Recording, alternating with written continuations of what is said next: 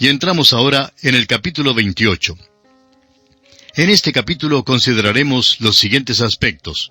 Aarón y sus hijos son santificados. Luego, el efod, el pectoral, el urim y el tumim. Y finalmente, la diadema y las vestiduras sacerdotales. Ya hemos visto que cada hilo, color y mueble en el tabernáculo sugiere la persona y la obra de Cristo. Llegamos ahora a los que van a servir en el tabernáculo. Los levitas debían cuidar el tabernáculo, y Aarón y su familia debían servir de sacerdotes. Aarón debía ser el sumo sacerdote. Leamos los primeros 2 versículos de este capítulo 28 de Éxodo. Harás llegar delante de ti a Aarón tu hermano y a sus hijos consigo, de entre los hijos de Israel, para que sean mis sacerdotes, a Aarón y a Nadab, a Abiú, Eleazar e Itamar, hijos de Aarón, y harás vestiduras sagradas a Aarón tu hermano, para honra y hermosura. Para que Aarón sirviese como sumo sacerdote, tenía que llevar ciertas vestiduras.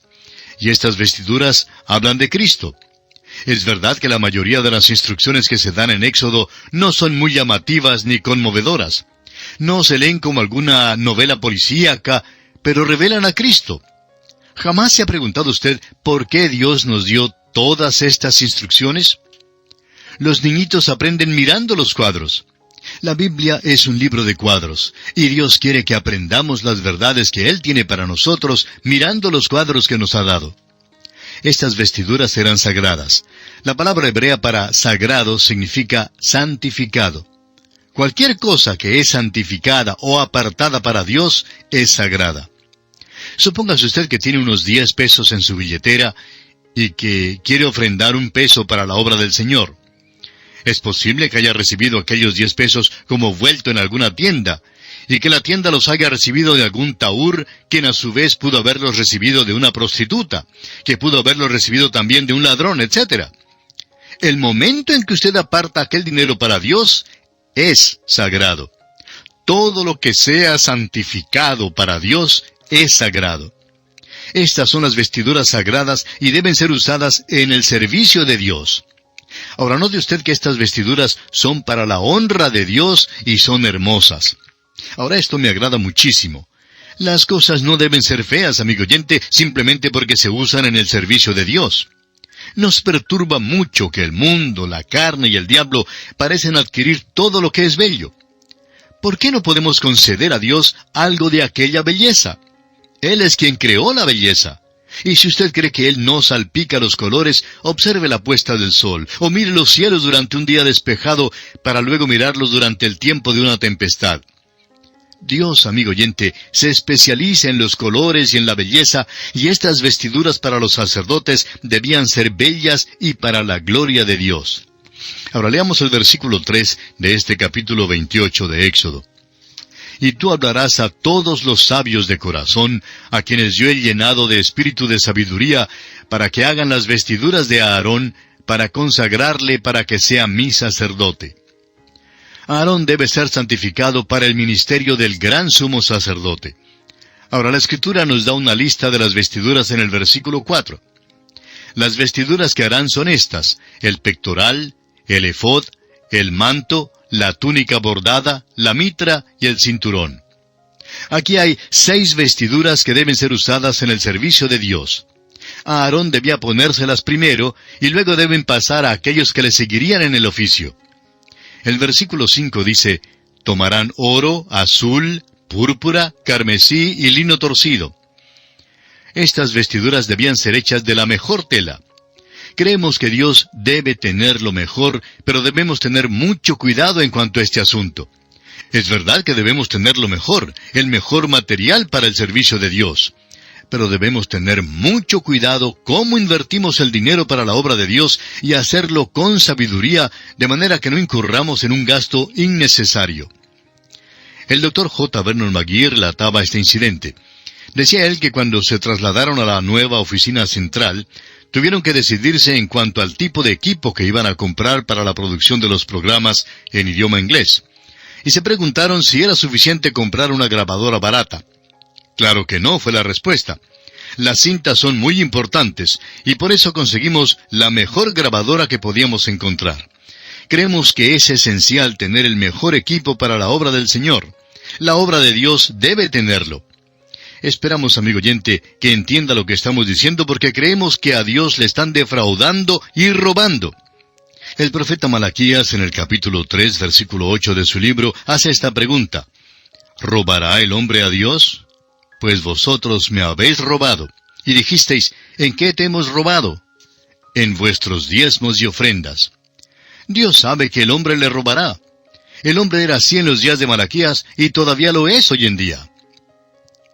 Consideremos ahora el efod. Leamos los versículos 6 al 9 de este capítulo 28. Y harán el efod de oro, azul, púrpura, carmesí y lino torcido, de obra primorosa. Tendrá 2 hombreras que se junten a sus 2 extremos, y así se juntará. Y su cinto de obra primorosa que estará sobre él será de la misma obra, parte del mismo, de oro, azul, púrpura, carmesí y lino torcido. Y tomarás 2 piedras de ónice, y grabarás en ellas los nombres de los hijos de Israel. Es difícil describir el efod. El sacerdote se lo ponía sobre la vestidura de lino.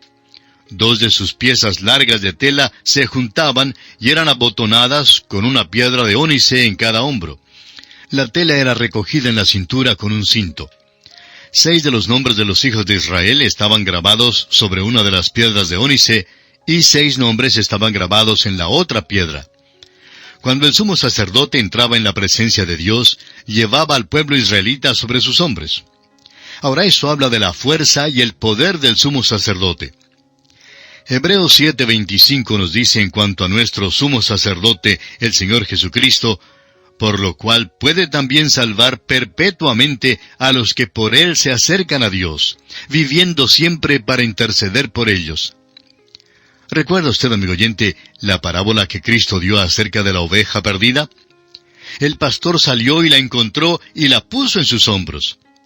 El Evangelio según San Lucas capítulo 15, versículos 1 al 7 nos da este relato. Se acercaban a Jesús todos los publicanos y pecadores para oírle, y los fariseos y los escribas murmuraban diciendo: Este a los pecadores recibe y con ellos come. Entonces él les refirió esta parábola diciendo: ¿Qué hombre de vosotros, teniendo 100 ovejas, si pierde una de ellas, no deja las 99 en el desierto, y va tras la que se perdió hasta encontrarla? Y cuando la encuentra, la pone sobre sus hombros gozoso, y al llegar a casa, reúne a sus amigos y vecinos, diciéndoles: Gozaos conmigo, porque he encontrado mi oveja que se había perdido. Os digo que así habrá más gozo en el cielo por un pecador que se arrepiente, que por 99 justos que no necesitan de arrepentimiento. El Señor Jesucristo me lleva en sus hombros, y allí es donde le lleva a usted también, amigo oyente. De vez en cuando yo me bajo de sus hombros, pero Él está allí mismo para ponerme de nuevo en el lugar de seguridad y para continuar llevándome. ¡Qué cuadro más bello nos da el efod! Consideremos ahora el pectoral. Leamos los versículos 15 y 16 de Éxodo 28. Harás asimismo el pectoral del juicio de obra primorosa. Lo harás conforme a la obra del efod, de oro, azul, púrpura, carmesí y lino torcido. Será cuadrado y doble, de 1 palmo de largo y 1 palmo de ancho. La mejor manera de describir el pectoral es decir que era como un chaleco que cubría la vestidura. Era un pectoral de juicio. ¿Por qué? Bueno, representa el hecho de que el pecado ha sido juzgado. Necesitamos el pectoral de justicia hoy en día. El pectoral cubre el corazón vil que está dentro de nosotros. Es la única manera en que podemos pararnos ante la presencia de Dios. Significa que nuestros pecados han sido juzgados y que estamos cubiertos por la justicia de Cristo. En cierta manera, el pectoral era una parte del efod. El efod y el pectoral armonizaban el uno con el otro, y así era algo muy hermoso. Leamos los versículos 17 al 20. Y lo llenarás de pedrería en 4 hileras de piedras, una hilera de una piedra sárdica, un topacio y un carbunclo. La segunda hilera, una esmeralda, un zafiro y un diamante. La tercera hilera, un jacinto, una ágata y una amatista. La cuarta hilera, un berilo, un ónice y un jaspe. Todas estarán montadas en engastes de oro. En el pectoral del sumo sacerdote había 12 piedras que eran arregladas en 4 filas, con 3 en cada fila. Ahora, de este capítulo 28 de Éxodo, leamos el versículo 21, que dice: «Y las piedras serán según los nombres de los hijos de Israel, 12 según sus nombres. Como grabaduras de sello, cada una con su nombre, serán según las 12 tribus». Estas piedras también se encuentran en el libro de Apocalipsis, donde se nos dice que forman el cimiento de la Nueva Jerusalén. Cada piedra era de un color diferente y todas juntas formaban un espectáculo centelleante y bello. El universo de Dios es realmente muy colorido, y cuando el pecado por fin se ha quitado, brillará a todo color. Estas 12 piedras son muy interesantes. Cuando el sumo sacerdote se ponía el pectoral, describía al Señor Jesucristo, quien está sentado a la diestra de Dios, intercediendo por nosotros. El Señor no solo nos lleva en sus hombros, el lugar de poder y habilidad, sino que también nos lleva en su corazón. Nos ama, y qué cuadro de su amor por nosotros es esto.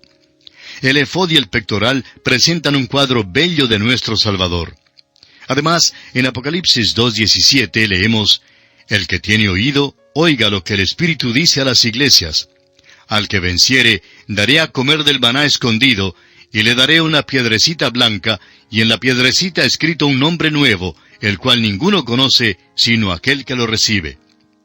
Creemos que el nombre nuevo es el nombre de Cristo, que significará algo distinto para cada uno de nosotros. Cristo significa algo diferente para mí que lo que significa para usted. Suplió mi necesidad de cierta manera y suplió la suya de cierta manera diferente. Veamos ahora el Urim y el Tumim. Leamos el versículo 30. «Y pondrás en el pectoral del juicio Urim y Tumim, para que estén sobre el corazón de Aarón cuando entre delante de Jehová. Y llevará siempre a Aarón el juicio de los hijos de Israel sobre su corazón delante de Jehová». Amigo oyente, escuche este secreto, pero no se lo diga a nadie. Nosotros no sabemos lo que son el Urim y el Tumim. Varios escritores han escrito al respecto, y ellos tampoco saben lo que son. Lo interesante es que tenían algo que ver con la manera de determinar la voluntad de Dios. ¿De qué manera? No lo sabemos. Hay quienes creen que el Urim y el Tumim eran como una especie de dados, pero no lo creemos. Fuera lo que fueran, determinaban lo que era la voluntad de Dios. Dios ha obscurecido su identidad por algún motivo muy bueno, y es que ciertamente surgiría hoy en día algún charlatán con un Urim y un Tumim. Si se diera sus detalles, ese charlatán sin duda trataría de darnos todas las respuestas. Hay muchísimas personas hoy en día que tratan de darnos las respuestas para todo sin tener el Urim y el Tumim. Dios quiere que vayamos a Él para recibir las respuestas. Veamos ahora el manto del efod. Leamos los versículos 33 y 34 de Éxodo 28. «Y en sus orlas harás granadas de azul, púrpura y carmesí alrededor, y entre ellas campanillas de oro alrededor. Una campanilla de oro y una granada, otra campanilla de oro y otra granada, en toda la orla del manto alrededor». Amigo oyente, las granadas hablan del fruto y las campanillas hablan del testimonio. Debemos tener las dos cosas en nuestras vidas. Debe haber un testimonio y también debe haber fruto en nuestras vidas. Hay muchos que quieren testificar y repartir tratados, pero sin vivir una vida que confirme su testimonio y traiga gloria al Señor. También hay quienes viven una vida santa que confirmaría su testimonio, pero lo hacen sin testificar. Debemos, pues, tener una campanilla y una granada, las dos cosas. Y aquí, amigo oyente, nos detenemos por esta ocasión. En nuestro próximo programa, Dios mediante, concluiremos nuestro estudio del capítulo 28 de Éxodo, considerando la diadema y las vestiduras sacerdotales. Que el Señor continúe bendiciendo su vida, es nuestra ferviente oración. Continuamos, amigo oyente, nuestro estudio en el libro de Éxodo. En nuestro programa de hoy vamos a concluir el estudio del capítulo 28 de este libro. Así es que comencemos con el versículo 36, donde dice: «Harás además una lámina de oro fino, y grabarás en ella como grabadura de sello, santidad a Jehová». Esa es la mitra que llevaba Aarón. Habla del hecho de que aquí hay un hombre que es separado o santificado para Dios.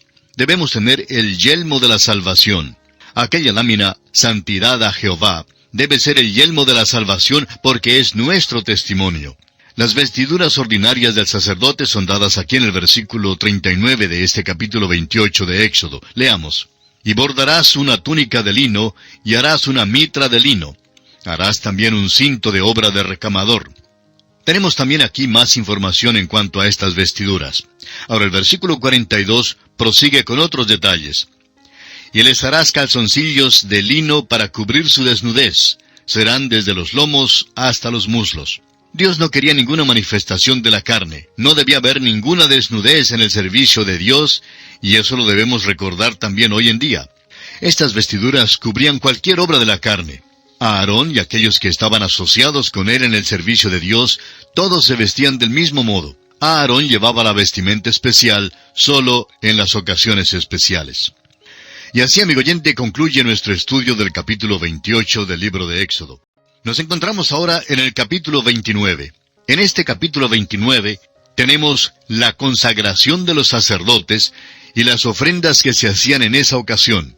El capítulo 29 es un capítulo largo y en realidad no es tan interesante y conmovedor en su totalidad como lo pudiera ser. Sin embargo, estamos confiados que el Espíritu de Dios quiere usarlo para ministrarnos. Este es el libro básico de Dios para nosotros y contiene grandes lecciones espirituales. Dando comienzo a este capítulo 29 de Éxodo, leamos entonces el versículo 1 que dice, «Esto es lo que les harás para consagrarlos, para que sean mis sacerdotes. Toma un becerro de la vacada y 2 carneros sin defecto». La consagración de un creyente no tiene nada que ver con lo que él mismo hace. Lo que vale es lo que Dios hace por nosotros. Nuestra consagración a Dios se apoya en la obra consumada de Cristo. Tiene que apoyarse en ella. Sigamos adelante con este capítulo 29 de Éxodo y leamos los versículos 2 al 4. «Y panes sin levadura, y tortas sin levadura amasadas con aceite, y hojaldres sin levadura untadas con aceite. Las harás de flor de harina de trigo, y las pondrás en un canastillo, y en el canastillo las ofrecerás con el becerro y los 2 carneros. Y llevarás a Aarón y a sus hijos a la puerta del tabernáculo de reunión, y los lavarás con agua». El lavamiento es típico de la regeneración. El apóstol Pablo en su carta a Tito capítulo 3 versículo 5 nos dice que nos salvó no por obras de justicia que nosotros hubiéramos hecho, sino por su misericordia, por el lavamiento de la regeneración y por la renovación en el Espíritu Santo. El lavamiento mencionado en este pasaje tiene que ver con la regeneración, pero la fuente de bronce tiene que ver con un lavamiento totalmente diferente. Ahora Moisés pondrá a Aarón las vestiduras. Leamos los versículos 5 hasta el 9. «Y tomarás las vestiduras y vestirás a Aarón la túnica, el manto del el efod y el pectoral, y le ceñirás con el cinto del efod. Y pondrás la mitra sobre su cabeza, y sobre la mitra pondrás la diadema santa. Luego tomarás el aceite de la unción, y lo derramarás sobre su cabeza, y le ungirás. Y harás que se acerquen sus hijos, y les vestirás las túnicas. Les ceñirás el cinto a Aarón y a sus hijos, y les atarás las tiaras, y tendrán el sacerdocio por derecho perpetuo. Así consagrarás a Aarón y a sus hijos». La consagración tiene que ver con lo que Dios hace, y no con lo que hacemos nosotros. Oímos hablar tanto hoy en día en cuanto a los servicios de consagración que se celebran en nuestras iglesias, y en los cuales los asistentes prometen dar o hacer algo. Se llaman servicios de consagración, pero la consagración significa el llegar a Dios con las manos vacías, pues Él quiere llenarlas. Eso es lo que significa la consagración. En el pasado he prometido cosas grandes, pero no he cumplido todo lo que he prometido. Y no quisiera pensar que eso es la consagración. No se trata de lo que yo le prometo a Él. La consagración es el acudir a Dios con las manos vacías, confesando nuestras debilidades y nuestra insuficiencia para hacer las cosas, y dejando que Dios haga lo demás. Si usted lee las oraciones de Moisés, de Elías, de David y de Samuel en el Antiguo Testamento, y las del apóstol Pablo en el Nuevo Testamento, notará que estos hombres nunca acudieron a Dios basándose en lo que eran, ni en quiénes eran, ni en lo que prometieron hacer para Dios. Tantas personas han hecho promesas y más promesas, suficientes como para cambiar el mundo si cumplieran sus promesas. Lamentablemente, muchas de aquellas promesas nunca se cumplen, porque en realidad no tenemos mucho que ofrecer a Dios. Quizá usted, amigo oyente, tenga algo que ofrecerle. yo no tengo nada. Lo necesario es que lleguemos a Él con las manos vacías y le permitamos entonces que Él las llene. Consideremos ahora los sacrificios de la consagración. Leamos el versículo 10 de este capítulo 29 de Éxodo. Después llevarás el becerro delante del tabernáculo de reunión, y a Aarón y sus hijos pondrán sus manos sobre la cabeza del becerro. El sumo sacerdote y su familia ponían sus manos sobre la cabeza del becerro. Hay muchos que creen que la imposición de manos transmite algo que es mágico o espiritual, pero no es así.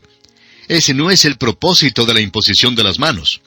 Lo único que puede ser transferido a otro hombre mediante la imposición de las manos son microbios patógenos. El poner las manos sobre el animal hablaba de la identificación. Cuando un pecador llegaba al altar y ponía sus manos sobre el animal, significaba que el animal ocupaba su lugar. Hay muchas iglesias alrededor del mundo que ayudan a los misioneros con su sostenimiento mensual. En algunas de ellas, cuando un misionero sale a su campo para trabajar, tienen un servicio de consagración para consagrar a aquel misionero al servicio de Dios. El pastor y los diáconos y los ancianos ponen sus manos sobre él, pero eso no quiere decir que le transfieran al misionero alguna cosa. El propósito del servicio es la identificación.